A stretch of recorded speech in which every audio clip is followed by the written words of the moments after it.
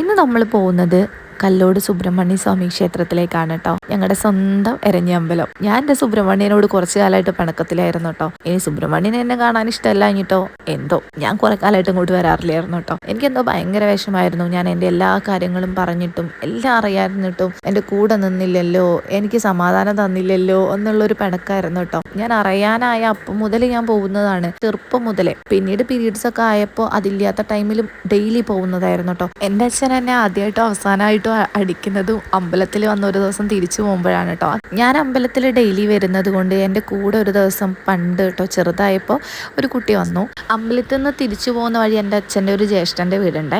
അവിടെ ഒരു ചേട്ടനും ചേച്ചിയൊക്കെ ഉണ്ട്. അപ്പോൾ അവിടെ പാലഭൂമിയും സീഡിയും സപ്പോർട്ടയും ഒക്കെ ഉണ്ട്. അപ്പോൾ ഞങ്ങൾ ഇടയ്ക്ക് എക്സ്ചേഞ്ച് ചെയ്യാൻ വേണ്ടിയിട്ട് അവിടെ കയറുകയൊക്കെ ചെയ്യേ. ഈ കുട്ടി എൻ്റെ കൂടെ വന്നിട്ട് തിരിച്ചു പോകുമ്പോൾ ഞാൻ പറഞ്ഞു ഞാൻ ഇവിടെ ഉണ്ടെന്ന് വീട്ടിൽ പറയണേന്ന്. സ്കൂളില്ലാത്തത് കൊണ്ടും ഇവളുടെ അടുത്ത് ഞാൻ പറഞ്ഞ് ഏൽപ്പിച്ചത് കൊണ്ടും ഞാൻ കുറച്ചധികം സമയം അവിടെ നിൽക്കുകയും ചെയ്ത്.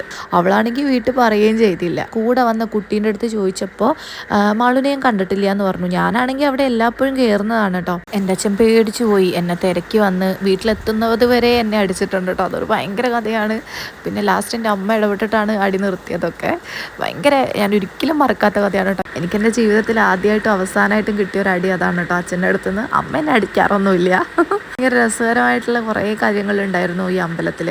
പഴയടം വാസുദേവൻ നമ്പൂതിരിയായിരുന്നു ആദ്യമായിട്ട് നമുക്കിവിടെ സപ്താഹം ചെയ്യാൻ വേണ്ടിയിട്ട് വന്നിട്ടുണ്ടായിരുന്നത്. വലിയൊരു ആഘോഷമായിരുന്നു കേട്ടോ ആദ്യമായിട്ട് സപ്താഹം എന്നൊക്കെ പറയുന്നത്. പിന്നീടുള്ള എല്ലാ വർഷങ്ങളും ഉത്സവം പോലെ തന്നെ നമ്മൾ അത്രയധികം ഒരു കല്യാണം പോലെ നമ്മൾ ഒരു നാട് മൊത്തം ആഘോഷിച്ചിട്ടുള്ള ഒരു കാര്യമായിരുന്നു കേട്ടോ ഈ സപ്താഹവും ഉത്സവവും ഒക്കെ. ഇതിവിടുത്തെ നമ്പൂതിരി നാരായണ നമ്പൂതിരി ചെറുപ്പം മുതലേ എന്നെ നന്നായിട്ട് അറിയാം. എൻ്റെ അമ്മ പറഞ്ഞിട്ട് എൻ്റെ ജാതകം വരെ അറിയായിരിക്കും കേട്ടോ. അദ്ദേഹത്തിന് വയ്യാണ്ടിരിക്കുകയായിരുന്നു. വീട്ടിൽ പോയി കാണാമെന്നൊക്കെ വിചാരിച്ചിരുന്നതായിരുന്നു കേട്ടോ ഞാൻ. ഇപ്പോഴത്തേക്കും അദ്ദേഹം ഇങ്ങോട്ട് എത്തി തിരിതെളിക്കാൻ ഞങ്ങൾ കൂടെ ഉണ്ടായിരുന്നു കേട്ടോ. ഞങ്ങൾ കുറച്ച് സംസാരിക്കുകയൊക്കെ ചെയ്തു. ഭയങ്കര സന്തോഷമായി. ഞങ്ങളുടെ കല്യാണത്തിനോടനുബന്ധിച്ച് എൻ്റെ അമ്മയ്ക്കൊരു നേർച്ച ഉണ്ടായിരുന്നു. എൻ്റെയും ശ്രീദേവേട്ടൻ്റെയും പേരിൽ ഇവിടെ ഒരു വിളക്ക് തെളിയിക്കുക എന്നുള്ളത്, ചുറ്റുവിളക്ക്. അമ്മ നേർച്ച ഇട്ടത് കൊണ്ടാണോ അല്ലെങ്കിൽ ഇത്രയും ദൂരം ഞാൻ പോകുന്നത് കൊണ്ട് സുബ്രഹ്മണ്യൻ എന്നെ കാണാൻ വേണ്ടി വിളിച്ചതാണോ എന്നറിയില്ല. ഞാൻ അങ്ങനെ അവസാനം തിരുനടയിലേക്ക് എത്തി. നമ്മൾ വിളക്കൊക്കെ തെളിയിച്ച് സന്തോഷത്തോട് മടങ്ങാൻ നിൽക്കുകയാണ് കേട്ടോ. മഴ നമുക്കൊരു ബുദ്ധിമുട്ടും ഉണ്ടാക്കാതെ ലാസ്റ്റ് നല്ല തകൃതിയായി പെയ്തു കേട്ടോ. ഇപ്പം എനിക്ക് ഓർമ്മ വരുന്നത് പണ്ട് ഓരോ വ്രതമൊക്കെ എടുക്കുമ്പോൾ നമ്മൾ അവിടുന്ന് ജപിക്കുന്നതാണ് കേട്ടോ.